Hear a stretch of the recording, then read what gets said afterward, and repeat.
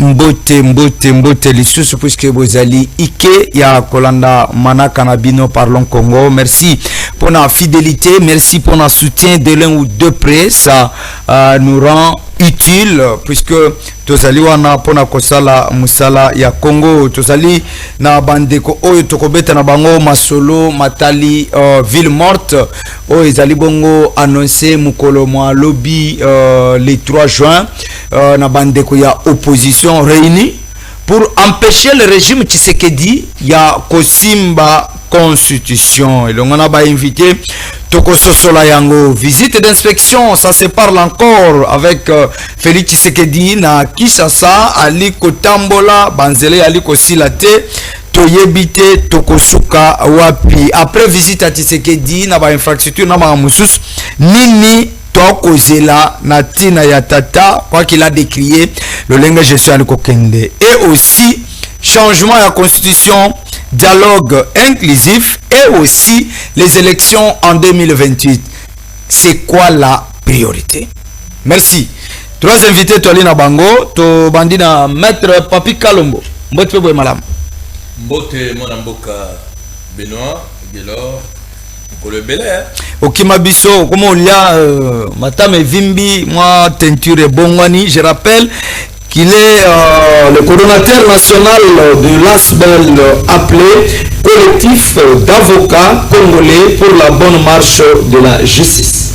Effectivement, Mwanamboka, je suis coordonnateur national du KBMJ qui veut tout simplement dire collectif d'avocats congolais engagés pour la bonne marche de la justice. Donc, pour ce qui est de personnel de droit, nous prenons une justice distributive.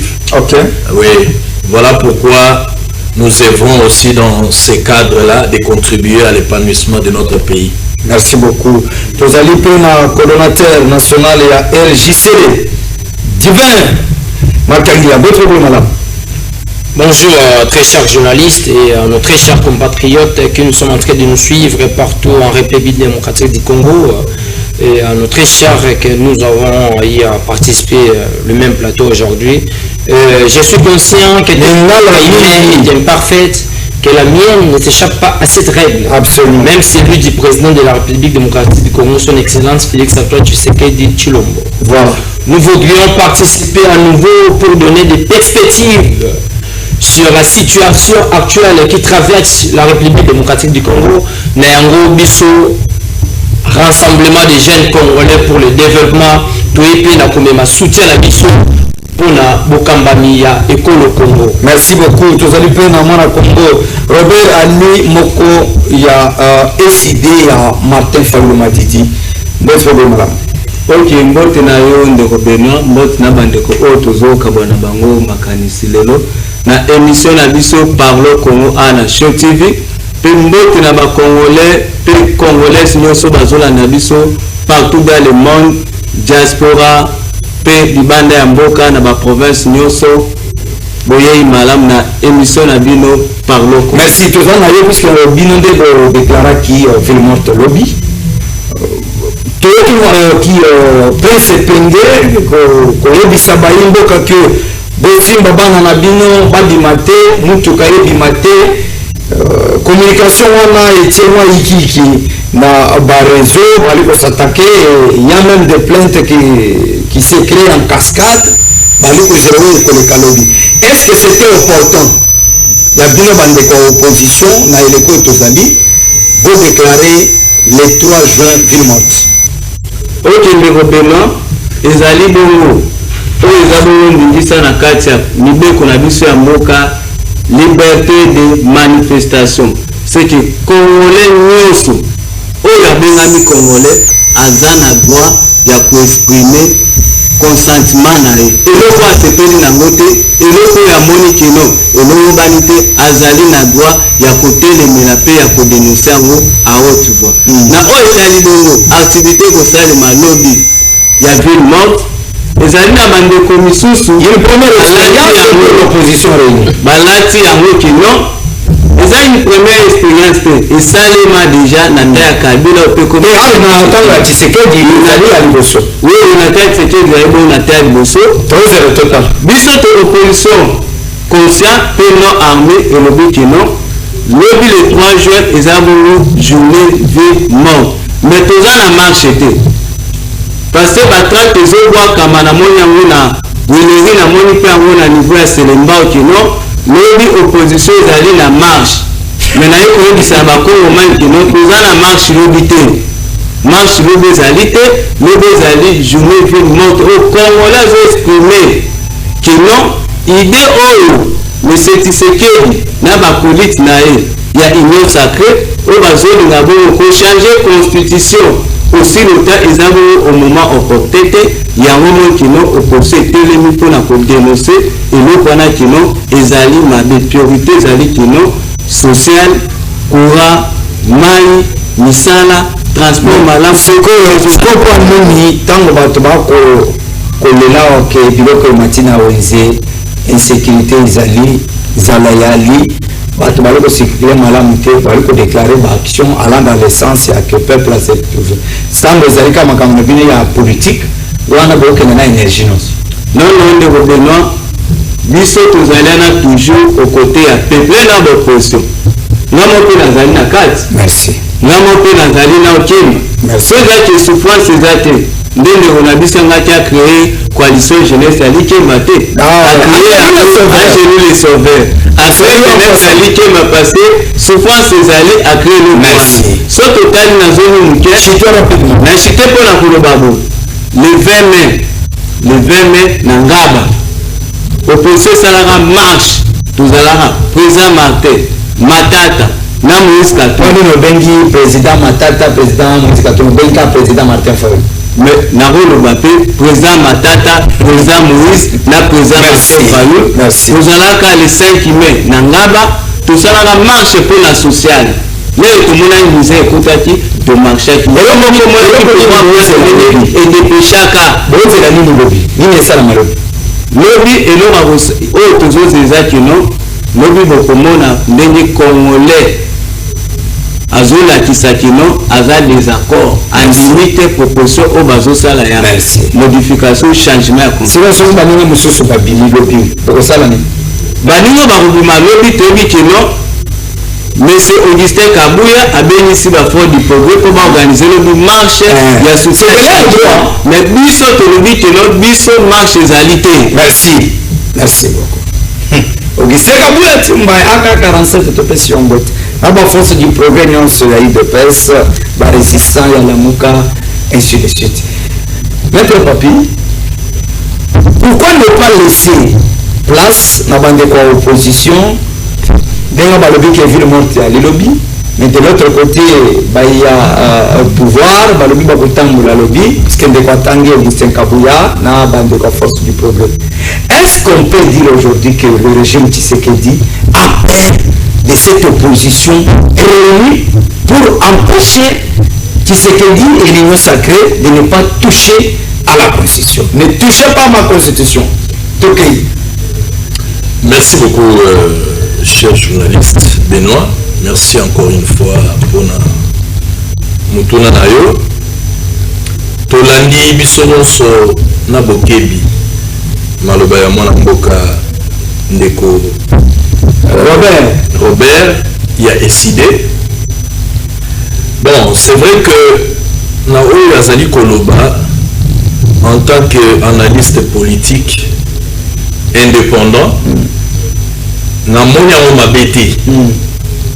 Namonia Mabete d'une part, mais d'autre part, Ezali Mabé n'a pas démontré sur ces plateaux. Ah oui. Alors, Nakoloba Boui, ko décréter ville morte, Ezali droit le plus légitime pour tout Congolais. Mais Ezali ko benga démocratie. Quand on est en démocratie, nous devons nous soutenir. C'est-à-dire, SNLP pour soutenir idée à Moninga. Même si vous n'êtes pas d'accord avec lui, mais à un moment donné, il faut se remettre en cause. Quand la Keno, Bandeko, ceux qui basali ko senga ville morte, bah pourquoi bazali kosenga yango. Maintenant, ville morte, ça veut dire il n'y a pas d'activité. Alors, qu'on se le dise quand même. Nous avons suivi Bissongo sur la audio, n'a pas atteint politique.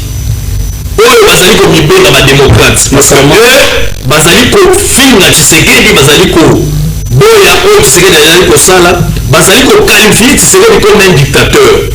Mais il y a le cas où c'est que Congolais, ceux qui y a solo azana bango. Et c'est lui à sala oyo vouloir la kolinga. Mais pour menacer ces Congolais-là. Qui menace alors? Mais écoutez, mais ce sont ces gens, les leaders de l'opposition. Notamment? Non, écoutez, moi je ne suis pas là pour citer les noms des gens, mais je crois que les opposants. Mais écoutez, d'ailleurs, je voudrais vous dire une chose. Je crois que Nako Loba Eloko, pas parce que Nazali Kaka contre Batouana, mais parce que même Kongomani Azana Boulou Yekazo comprendre qu'est-ce qui se passe au geste. Ces gens-là se sont réunis. Tout le monde a Kabiso sur la Lissanga, il doit y avoir un leader. Tout le monde a décidé, leader parmi le 5 là, c'est qui? Comment expliquer, vous voulez donner l'impression que vous êtes avec le peuple congolais, Bino vous êtes incapable de s'organiser, Nakatia, organisation la Bino. C'est-à-dire, Bino, vous allez Lissanga, de chacun cap sur ses positions. On ne sait même pas qui est leader, qui commande qui. Peut-être ma bombe qui est nous connaissons les joueurs et leurs jeux. Nous connaissons les joueurs et leurs jeux. Nabazi, Nazomona Tefayou, accepter de se rallier derrière Jamal Kaboum. Jamal Kaboum, idem. Et l'autre là, c'est Sanga, c'est leader. Donc c'est pour dire qu'aucun d'entre eux n'acceptera de se rallier derrière l'autre. Ce qui veut dire en quelque sorte que non, c'est une bourde. Ah bon? En ce moment ici, où le pays est agressé, les Congolais, leur regard sont tournés vers l'Est de la République démocratique du Congo. Parce que nous devons tous, à l'unanimité, être d'accord pour soutenir les efforts du président de la République. Ça ne demande pas d'être ni de l'opposition, ni de la majorité. Alors il faudrait quand même qu'on se le dise. Bon, la ville morte, ils ont décrété cette fameuse ville morte, mais il fallait quand même laisser aux Congolais le libre choix de trancher pour qu'on dise si réellement les Congolais ont suivi les mots d'ordre ou pas. Mais les empêcher ou commencer à les menacer. Maman, battez la moi dans la yo. Mais papa, il ne peut se voter à l'opposition. Mais il ne peut se voter à l'opposition. Mais écoutez, vous parlez de l'UDPS pendant les mots qui se prennent. Non, mais aussi l'opposition est à Canada. L'UDPS est là dans la beaucoup. Écoutez, si l'UDPS, mais attention, l'UDPS peut l'avoir fait. Et dans quel contexte? Parce que les contextes ne sont pas les mêmes. Si vous dites aujourd'hui que non, les contextes sont les mêmes, je suis désolé. Les contextes ne sont pas les mêmes. Bien que le slogan reste le même, mais les contextes ne sont pas les mêmes. Et puis les stratégies ne sont pas les mêmes. L'UDPS, je me rappelle, du vivant des feux, et c'est Tshisekedi Omolumba, il décrétait la ville morte, mais sans pour autant menacer les Congolais à sortir. Mais il était chez lui, il n'y aura pas d'activité. Et tout le monde suivait. Mais ce n'est pas la même chose avec le leader de l'opposition. Mais c'est pas Kaboula prend quand même l'État et à Kolobakemukolona pour soutenir le changement constitutionnel. Quand on sait que l'UDPS c'est depuis l'opposition, il y a une fois au pouvoir, tu reçois la constitution. Est-ce qu'aujourd'hui vous ne voyez pas que l'opposition est sangani? Quand on a l'objectif pour empêcher le pouvoir de toucher la constitution. Et ça, un message fort dans l'union sacrée. Il faut se préparer bien pour les élections au futur. Je ne sais pas si vous me posez la question concernant le changement de la constitution. Non, vous voyez que je parle de la ville morte. Non, parce que comme le président. Ville morte, ville morte, on a tina à empêcher des marches à changement de constitution. Bon, écoutez, comme je l'ai dit tantôt, nous sommes en démocratie. Si les uns ne sont pas d'accord qu'on change la constitution, les autres sont d'accord pour le changement de la constitution. Mais dans un système qui se veut démocratique, il y a l'opposition et la majorité. Alors nous devons nous soutenir mutuellement. C'est-à-dire, quand l'opposition vous dit, nous sommes contre le changement. Ok, sportivement il faut accepter. Mais si la majorité aussi dit, nous changeons la constitution, l'opposition est obligée aussi de suivre les pas. Parce que vous n'allez pas empêcher un autre Congolais à faire ce que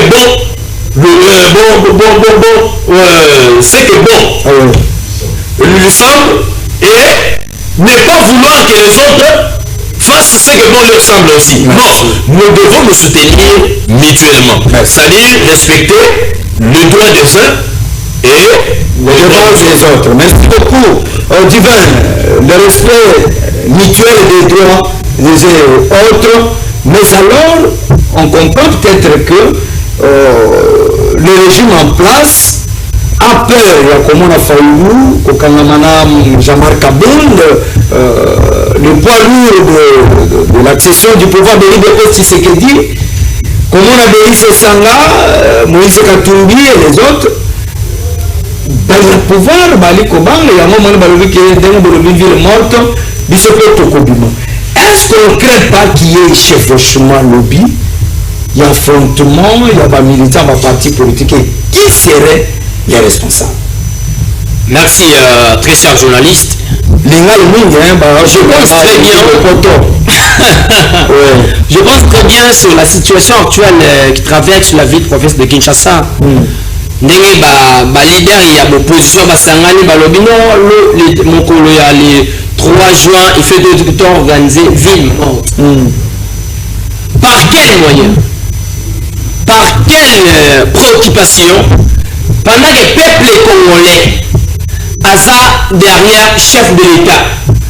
Peuple congolais alobi na ye ya kosala ne ville morte. Peuple congolais alobi ya kokende ba préoccupation na ye. Peuple congolais alobi ye azala aosala vie quotidienne na ye comme d'habitude ndenge mesala kosala. Lisanga o badengi c'est 64. Ils ont l'impact mon côté l'autre fois je l'ai dit ça. Et aujourd'hui encore je le répète. Ils ont l'impact mon côté dans la ville province à Kinshasa soit dans tout l'étendue national de la République démocratique du Congo. En effet, lobby journée kozala normal. Biso ba ezokendaka misala tokende misala mutu aza kopera aokende kosala cop na ndenge mesana. Comment ça fait-il possible chômeur avait interdit la biso bato tozosala tokende misala te? Comment ça fait-il possible un chômeur ayebisi ngambu na travailleur nakende misala te? Est-ce que c'est normal? Je parle de Fayoulou, je parle de Sanga, je parle de Jean-Marc Kaboul. Ce sont des chômeurs. Oh, wesh. Alors, biso baimboka to vivre dans la poche na bango te. On est censé de sortir ya koluka mbongo ya koluka mikie ba famille na biso basala nini balia. On n'est pas censé de suivre propos na bango. Et d'ailleurs, la constitution elle-même nous dit quoi? Constitution, section article 32, elle dit manifester c'est un droit, c'est un devoir. Mais paralyser la ville, ce n'est pas un devoir, ce n'est pas un droit. Comment ça fait possible que vous voulez? Mais c'est ça non? Lorsqu'on parle de ville morte, tout le monde a activité athée. Donc c'est le pays qui paie. Effectivement. Alors, comment constitution le dit? Manifester, c'est un devoir, c'est un droit. Mais paralyser la ville n'est pas un droit. Alors, biso ba imbo to sa ba ndenge nini? Toza na obligation moko ya kolanda bana mboka oyo baza na même vision te na mokonzi ya mboka. Biso eloko tozosala eza mpona bien ya peuple congolais. Changement de la constitution d'ailleurs, mais c'est ça avant abanda koloba il faut à la tête de ce pays eloko liboso kosimba eza constitution.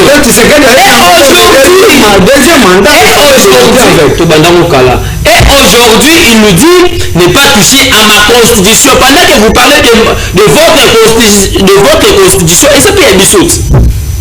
Nous ne voudrions pas les changer, il faut le modifier. Mais le professeur Mbata, à l'opposition, le voit que ce qui va toucher serait à Kabila, attends, ma quelle est la constitution, ce qui vous signe la constitution, c'est le coup, là, il y a un mot comme moi, au milieu de l'Imogotu. La conteste est ligne. Ah, là, c'est le conteste. Non, mais je dois la conteste. La conteste est ligne, mais le professeur Mbata, le Belaki.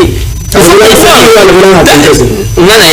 conteste est ligne, le professeur Mbata, le Belaki.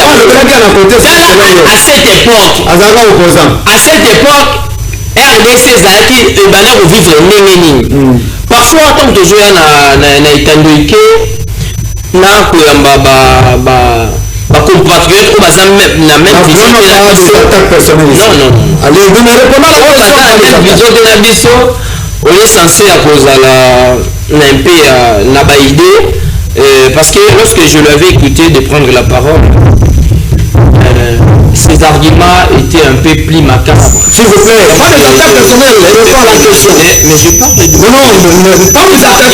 ces arguments n'étaient pas du tout macabres. Et nous voudrions que la population congolaise puisse avoir des préoccupations pertinentes. Merci. Demain il n'y aura rien. Merci. Et toujours dans ce message na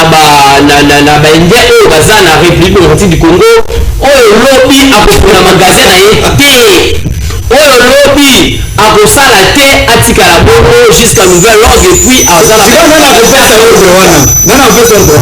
ministre fonction publique Jean-Pierre Liaou, il a dit muto nyonso agent nyonso fonctionnaire nyonso oya kokende mosala te liste de présence Rolandai. Merci. Là je ne sais pas liste de présence. Merci.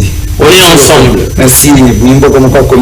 Dans un contexte où une partie de l'opinion publique considère la journée ville morte comme un moyen de pression légitime face aux difficultés qu'elle dénonce, votre refus d'adhérer à cette initiative ne risque-t-il pas d'être perçu comme un manque d'écoute de ces préoccupations? Comment conciliez-vous votre position avec les attentes de ceux qui réclament les actions fortes pour provoquer le changement?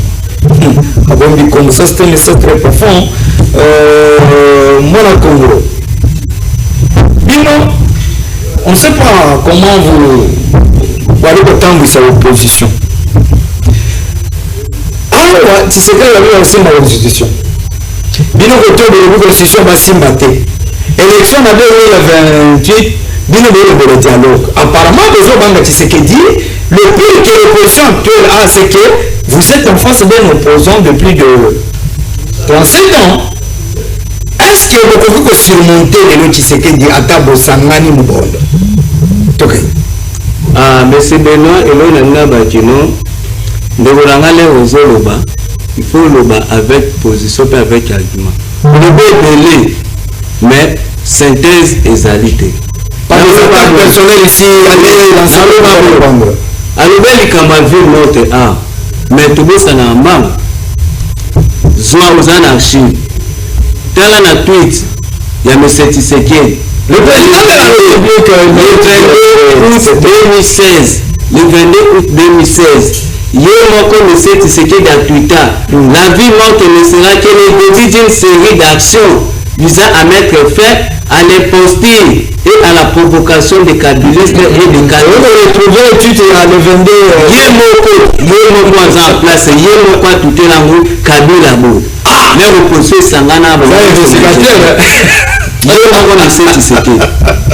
Fait le 2 juin, carton rouge, Bima la date. Le 2 juin 2016. Le 2 juin 2016, Nani a mis ça en papier tchèque. Que non, pour 5h55 minutes. 5h55. Quand j'ai mis ma gagne ma vie, avec Bima, dans la photo de la famille, on a mis ma pour Bima. Pour ce numéro, vous en avez. On est là pour l'année. pour le changement constitution Kabila lingaka imposé mais bah Congolais n'a posé télémara non et aussi maté parce que ce n'est pas le moment porté au comme déjà n'a fait un mandat na yo il faut organiser l'élection ok merci na l'organisation ya élection dialogue changement na répondre de konanga wala baki à propos ya leader mais yo kopona Martin Joana na sorti à coalition C64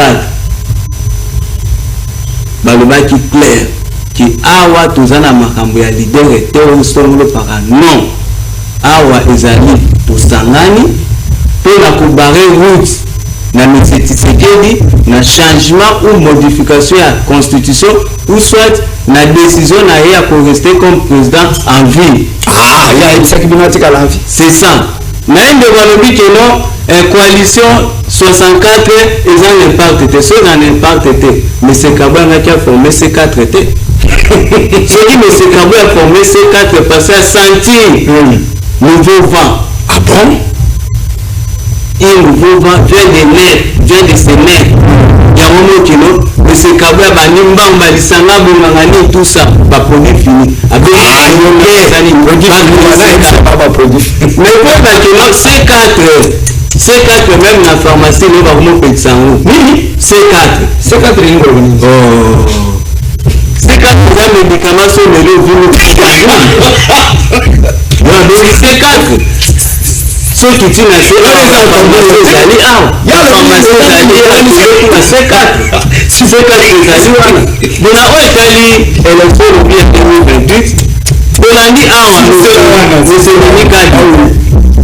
monsieur Denis Kadi malobi que non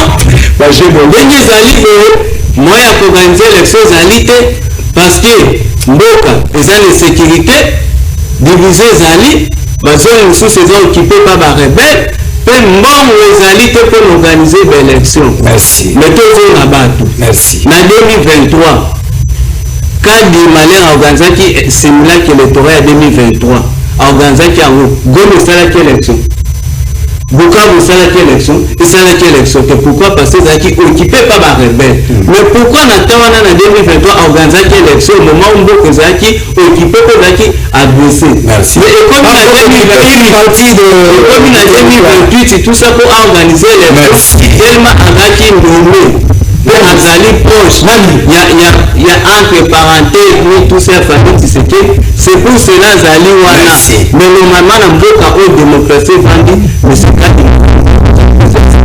merci on te dit c'est qui mboka organisation élection ya une semaine 2 mois 3 mois lokola awa ezala mpona chite province na mai ndombe awa baorganizaki élection ka ya gouverneur na badéputé province quand bokosala yango awa na 2025 mais élection c'est même en 2023 mais en 2025 Kadima a organisé l'élection c'était pas dans 2024 non merci donc investiguer maintenant oui merci beaucoup obi qui c'est cadre ce qu'on me l'a été dans la pharmacie oui c'est que pour la C4 merci oui maître Papi apparemment c'est que ne veut pas quitter le pouvoir selon Baïa opposition Babi à tout prix Alinga Azala président à vie mais Kotala au stade actuel Pelena 2028 opposition Bali Kosenga dialogue de l'autre côté le pouvoir Bali Kolobela constitution peuple congolais à Célanine. Merci beaucoup mon Mboka Mokebi Bandeko. J'aimerais d'abord dire à mon co-débatteur de décider ça c'est un plateau où il y a des milliers et des milliers de personnes qui nous suivent. Ce n'est pas un endroit où on vient tourner du théâtre. Nous parlons Congo, c'est-à-dire nous devons faire un débat républicain, pas un débat avec état d'âme. Quand on fait un débat avec état d'âme, parce que vous êtes décidé, donc pour vous, c'est failli ou rien. Alors que nous connaissons tous votre leader là. En 2022, il était en coalition avec Kabila. il avait formé Bloc Patriotique. Où en sommes-nous aujourd'hui avec cette histoire? Je ne sais pas si quelqu'un peut me dire. Bloc Patriotique. Cette histoire-là, ça n'existe plus. Alors, il va encore dire au Congolais qu'il a été roulé, comme ses habitudes. Il a dit Tshisekedi l'a roulé. Kabila l'a roulé aussi en 2022. Quand il avait accepté de coaliser avec ce dernier. Mais écoutez, vous prenez le Congolais comme des corps ou comment? Ici, nous parlons Congo. On ne vient pas ici pour faire du théâtre. Moi, je ne peux pas quitter de chez moi, arriver ici pour commencer à suivre les soins C4, Moi, je ne viens pas ici parler au nom des UDPS. Je parle Congo. C'est-à-dire, là où il y a les intérêts des Congolais, je suis là. Parce que je suis patriote avant tout. Alors, on tourne la question. La constitution, l'élection, il veut s'éterniser. Écoutez, d'abord, il y a une contradiction monumentale dans cette histoire d'article 164. Mais quel est l'article 64? Tout Congolais a droit de faire chèque à un individu ou un groupe d'individus qui prend le pouvoir par la force. Ok, maintenant moi je te pose la question. Malheureusement, pour répondre aux questions, mais je crois que les Congolais suivent. Alors, dis-moi, Tshisekedi est sous son mandat. Comment il exerce le pouvoir par la force? Alors que, constitutionnellement parlant, il est en train d'exercer son pouvoir. L'intention d'ailleurs. Non, mais intention, quelle intention? À l'école, la conférence de presse. Mais la question lui a été posée. Il a répondu. Alobi a 5 Batuteba, troisième mandat. Il est clair dans son langage. Mais si le peuple veut qu'il soit... Mais écoutez, elle parle du peuple. Alors, maintenant, le peuple est ce. Parce que toi, tu es le peuple déjà exprimé. Il ne suffit pas de prendre une poche d'individus au coin et donner l'impression que non, ce sont ces gens-là qui sont contre. Vous n'avez qu'à prendre votre micro-baladère, poser la question. Vous allez vous-même avoir la réponse. Mais écoutez, nous sommes d'abord aujourd'hui les dés. Les droits, c'est pour demain. Nous allons voir si le mot d'ordre sera respecté ou pas. Parce que j'ai bien dit, non, mais quand tu fais la position, peut-être, non, on est tout. Mais ça veut dire que le journée, tout le monde on n'a pas une opposition forte dans ce pays. Alors moi, je voudrais d'abord que cette opposition commence par s'organiser. Dès lors que lui-même vient de l'affirmer sur son plateau que nakati ya lisanga na bango nous tino komona nakati ya lisanga libera zala te bamona lisanga yo bapesa raison yo banopesa ordre kende oyo mpe apesi ordre kende mais vous ne pouvez pas donner c'est une désordre. Mais écoutez, on ne peut pas prendre des Congolais comme des cons. Les Congolais sont matures. Alors, on va comprendre déjà que le Sorowana, c'est un faux débat. Le changement de la Constitution, puisque vous voulez qu'on en parle. Mais écoutez, le changement de la Constitution, l'article 5 de la Constitution vous dit quoi? La souveraineté appartient au peuple. La souveraineté nationale appartient au peuple qui l'exerce directement. Ou indirectement. Directement ou indirectement. Alors, lorsque la population elle-même exerce son pouvoir directement, c'est par voie référendaire. Mais lorsque la population dit non, nous devons exercer notre pouvoir indirectement, c'est par voie de ses élus. Nous avons l'Assemblée nationale et le Sénat. Sont des élus. C'est-à-dire quoi? Le problème c'est que nous voulons la démocratie, mais nous ne comprenons pas les enjeux de la démocratie. Dans la démocratie, c'est-à-dire c'est la loi du plus fort qui prime. Alors la majorité elle est là. On va quitter loi référendaire.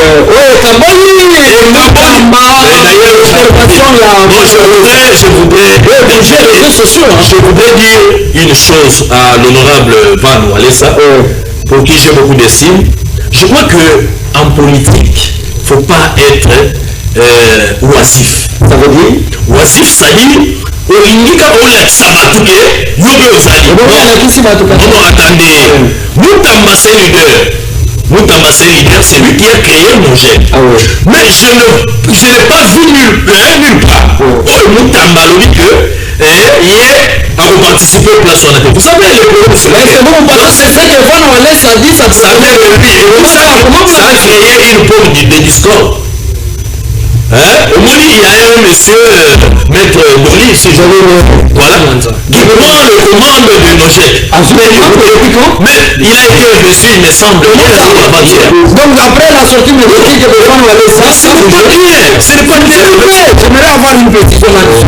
Vous avez dit que après la sortie médiatique, il y a Van Walesa, on est créé par rapport à la loi organique qui a référendum. Moutamba a pris le luxe de lui changer, le mettre de côté qu'on puisse, c'était lui l'intérimaire. Bon, vous savez, le problème c'est lequel? Lorsque nous sommes dans un parti politique, nous avons ce qu'on appelle l'idéologie. Alors, dès lors qu'il y a un membre de ce parti qui dérape, c'est-à-dire qui quitte l'idéologie pour commencer à donner sa propre vie, S'il vous plaît, moi je voudrais savoir, c'est que Van Walesa a répondre devant le micro, ça provenait de Constant Moutamba de lui-même. Bon, écoutez, moi je ne suis pas dans son secret pour savoir si ça peut. Mais allez voir, lorsque je l'ai entendu, je me suis dit, bon, ce n'est pas l'honorable que moi je connais. En tout cas, c'est quelqu'un pour qui j'ai beaucoup d'estime. Je crois que même si je l'ai rencontré, je lui dirais honorable, il ne fallait pas. Parce qu'en politique, il y a beaucoup d'enjeux. Il ne faut pas toujours donner l'ouverture à certaines personnes à se repositionner. Vous êtes un noyau fort pour Constant Moutamba. Donc, Constant Moutamba, publiquement ou officiellement, il n'a jamais dit qu'il était contre l'UNICEF. Mais lui ne parle pas, il est privé de sa liberté. Non, il a plusieurs canaux, il peut s'exprimer, donc ça c'est un faux. Alors vous dites aujourd'hui que quelqu'un d'autre. Mais j'ai que cela déjà pas quelqu'un d'autre, ça veut dire que ça veut dire. Non, bon, et moi je ne suis pas d'ailleurs de toucher que ça c'est une information. Mais je crois que l'honorable c'est quelqu'un qui fait mieux de choses. Merci. Et la maison sera bien calmée. Merci. On va pas les tapettes. On va faire une mise au point alors dans ce sens-là à des moments à l'autre. Apparemment, dans le pouvoir, c'est une population. De éviter beaucoup changer la constitution après dialogue, après une élection. Tu as une question, il y a changer la constitution. Les restes, bon, dans ces trois gouvernements qui se dit peut d'abord débuter avec quoi? C'est quoi la priorité entre le changement de la constitution et la modification, le dialogue ainsi que les élections 2028? La priorité, c'est quoi? Merci, très cher journaliste. Vous devez savoir une chose, que la constitution n'est pas une Bible. Constitution eza mukanda même la Bible a été traduite constitution eza mukanda oyo bayimbo oyo batangi ndenge bango bacreye yango. Et puis constitution ya République démocratique du Congo eza constitution mo esalama na époque ya transition. Ça veut dire tout simplement réalité oyo ezalaki na époque wana na réalité actuelle ezocorrespondre lisusu te ezobala na lisusu te. Et dans ce cas, nous voudrions, nous, les Congolais, nous, les compatriotes, nous voudrions les modifier. Lorsqu'on parle de la modification, on constate directement que non, article oyo correspondre lisusu te. On est censé changer, modifier oyo tobengi des experts. Voyez, va modifier la constitution, c'est tout à fait normal.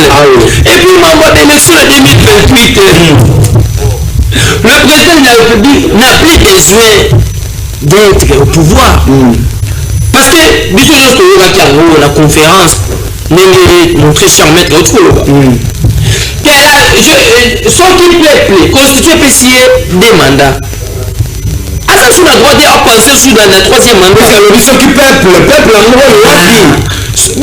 biso ne peuple yo za peuple yeko mettre za peuple soki peuple sokoni ye abi président zalano kaka na kiti wana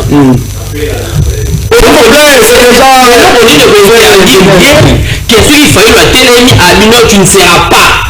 C'est ça la non tu ne seras pas. Jean-Marc Aboum écoute on n'en parle même pas. Balobi to bate aux alawana.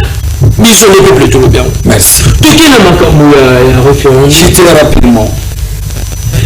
Organiser un référendum, constitution c'est qui sont 100 000 Congolais. Et c'est qui sont la province. Et si la constitution est connue pour d'abord organiser un référendum, il faut que les gars dans tous les 26 provinces. Mais c'est ça qui fait d'abord, la constitution nous demande 100 000 personnes. Merci. La 100 000 personnes, ce sont tous des Congolais. C'est une pas question, et ça différent de l'élection, parce que l'élection de la circonscription. Ah oui. La circonscription, il fait élection dans tous les 26 provinces. Merci. Mais si on parle de référendum, c'est la mission juste 100 000 Congolais. Merci. Et si on dit juste la signature, il y a 100 000 Congolais, on est censé. Il y a qu'on modifie la constitution. On est censé, il y a qu'on réviser la constitution. Merci. Dans ces cas, j'informe directement l'opinion publique que le scrutin politique RJCDR, Rassemblement des jeunes Congolais pour le développement, a été créé en 2017, le 14 juin, donc. En 2026, le 14 juin, ils ont connu ça 10 ans d'existence. Donc voilà, ils ont et je profite directement pour saluer l'autorité morale de l'APOSEM, M. Abdel Tinabeki Le et à mon très cher frère, merci. L'offrande Ilonga. Merci beaucoup. Je crois que 1 minute 30 secondes à chacun, ça sera le dernier mot, puisque on ne saurait pas dépasser le. Bon, donc je verrai que Yotikala na Souka, de l'opposition, puisque vous êtes sur ce plateau. Maître Papi Kalombo, ça sera votre dernier mot, mais quand même vous allez le placer par rapport à la visite d'inspection de la présidente de la République de Kinshasa par rapport à l'infrastructure, insalubrité, fluidité, la capitale, la gestion pose problème.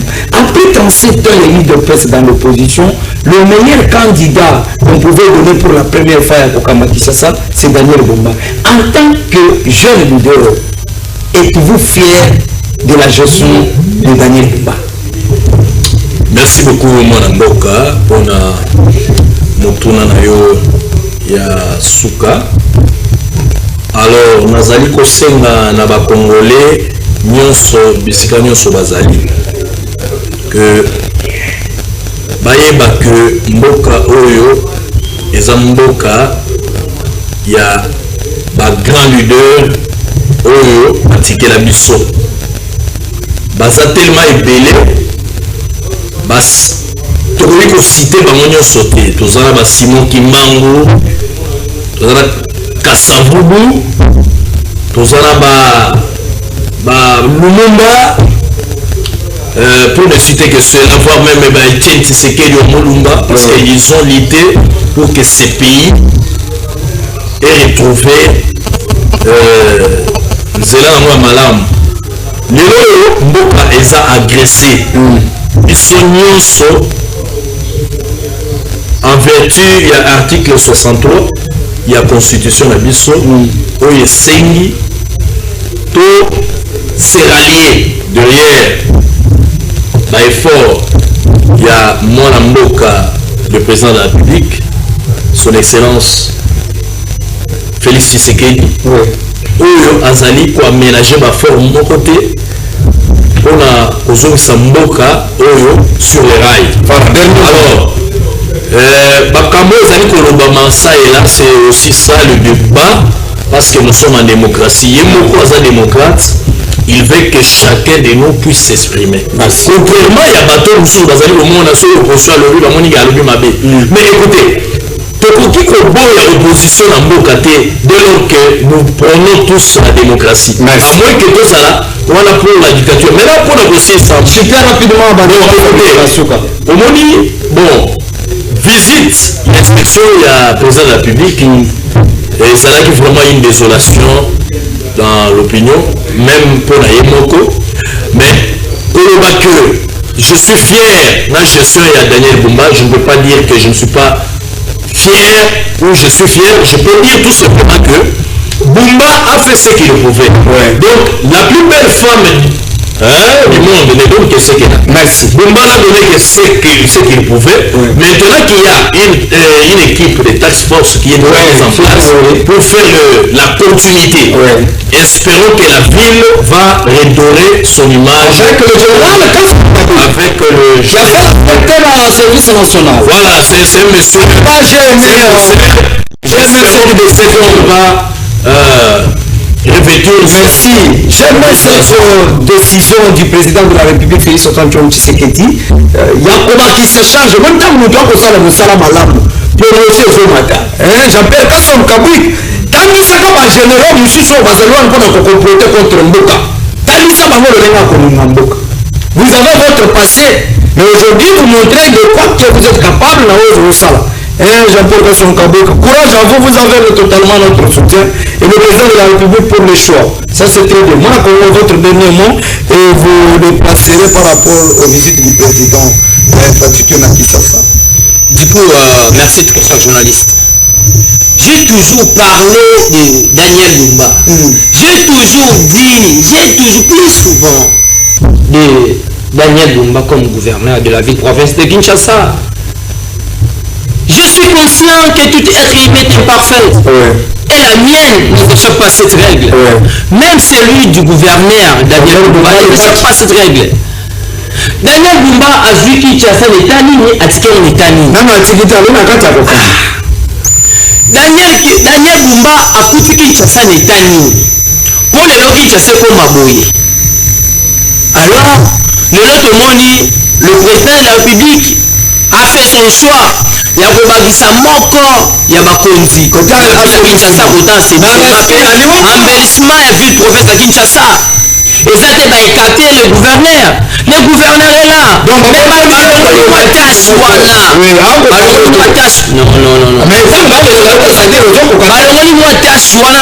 Préoccupation pour la ville Kinshasa, la ville province de Kinshasa. Merci. Et ça m'a bêté. C'est l'un de nos frères a continué et retravaille toujours en collaboration avec le gouverneur. Merci. Et ça a été que le roi a vu un sentiment vite professeur Kinshasa puis embellissement que le gouverneur n'a certains wana. Ils ont travaillé ensemble. Mais en gros, derrière toza bagène. On n'est pas censé suivre l'opinion de tout Merci. Merci. Je profite directement pour saluer mon grand frère Brice Makangila Nabuko. Merci. Et à mes très chers compatriotes je vous salue tous. Merci. On est ensemble avec Ramsi. Merci. Moi, Congo, rapidement votre dernier mot et ça sera comme les amis l'ont fait dans la visite à Tata Mokozo et Konakisasa. Oui, on a fait des messages pour la journée na bino ya lobby rapidement. La religion banga sur les gens ndeko na biso lobi que constitution ya 2006 ete salemaki mbongo na état oyo eza lelo telese mais toza série na 2006 élection na po basa constitution wana mbongo ezalaki okabwana bembe rebelle aussi FCD Goma nani Azaria Sebubero aussi actif Jaïdi donc c'est la guerre yango bamona kilo tellement ndenge eza bokoto vana biso nyonso to bana toso ne bavani basolo bate na San City nde baye na constitution mpo notia kimia na referendum olobi kake non referendum esalemaka na tout étendue ya territoire national mais la constitution esalemaka na tout étendue ya territoire national toyebi bapeur boyosalaki nga kokabe te bato moko bobopesa bango badeli mpo basinye bapétition toyebi yango naye koloba boye pour le moment eza moment porté te ya komodifie constitution ou ya kochange constitution parce que article 219 ya constitution ya mboka na biso elobi keno aucune révision ne peut intervenir pendant l'état de guerre, l'état d'urgence ou l'état de siège. Merci. C'est petit ici. Je a décrété un état d'urgence de moment monsieur Tshisekedi. Le roi de Bakino, mboka eza en guerre. Mais ce total l'article 144, 145, 146 ya constitution na mboka biso lobi kino soki mboka ekomi menacé soit occupation et tout ça et puis si monsieur Tshisekedi nzela ya kodéclarer guerre na conseil des ministres ni tout ça sali te na parlement bakote yango na oyo etali bongo inspection Tshisekedi asalaki na ville ya Kinshasa esali mawa pourquoi ezolakisa keno suivi ezala te na misala nyonso esali yango tomona de na oyo etali journée ya lobi congolaise ozali héritier ya mboka na yo ozali na droit ya koexprimer consentement na yo mboka ezokende M23 bakangeli tout ça soki révision ou changement constitution esalami elakisi keno mboka ekomi balkanisé M23 mpe akosalii ya ye constitution napesi bongo mboka na baoyo bazolanda biso Angélou le Sauveur, merci beaucoup. Révélation mère, merci beaucoup.